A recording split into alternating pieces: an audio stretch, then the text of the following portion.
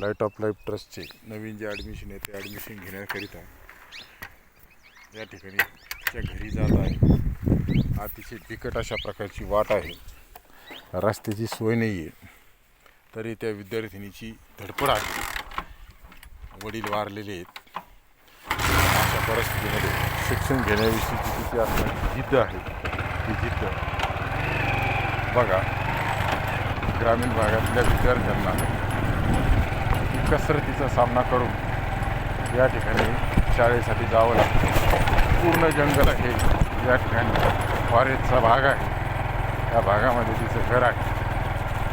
अतिशय बिकट अशा जंगलाचा भाग तुम्ही पाहून घेऊ शकता. पूर्ण जंगल आहे, अशा परिस्थितीत ती राहते आणि येथून सायकलवर कधी कधी पायी शाळेसाठी येत आहे.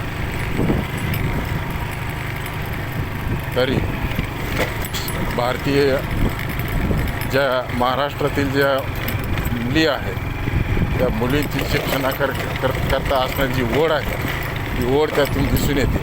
सर, मला लाईट ऑफ लाईफच्या माध्यमातून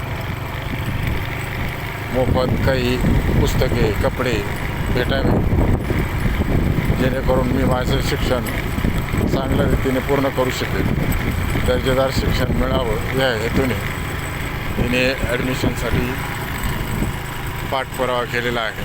बघा, पूर्ण जंगल आहे, व्यवस्थित नाही.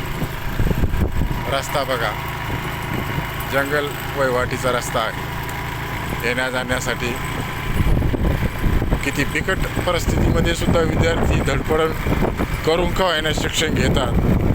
जिद्द, कष्ट, संघर्ष त्यांच्या वाटेला आहे. पण शिक्षणाचं जे काही शिक्षण हे एक वाघिणीसारखं दूध असतं. यातून शिक्षण घेऊन आपण आपल्या स्वतःच्या परिस्थितीवर मात करून भवितव्यात कुठे ना कुठेतरी चांगले दर्जेदार शासकीय अधिकारी म्हणा किंवा इतर क्षेत्रात करिअर चांगलं तयार करू शकतो. या हेतूने शिक्षणाची त्यांची जी ओढ आहे ती ओढ पूर्ण फॉरेस्टचा भाग आहे. कुठेच तुम्हाला सर्वसाधारण वस्ती दिसणार नाही. घनदाट अशा प्रकारचं भाग आहे, त्यातून रस्ता आहे. शिक्षणाचं जे महत्त्व आहे ते महत्त्व आजकालच्या पिढीला समजतंय, हेच खूप महत्त्वाचं आहे. त्या अनुषंगाने लक्ष द्या. खूप बिकट अशा प्रकारच्या जंगलातून वाट आहे.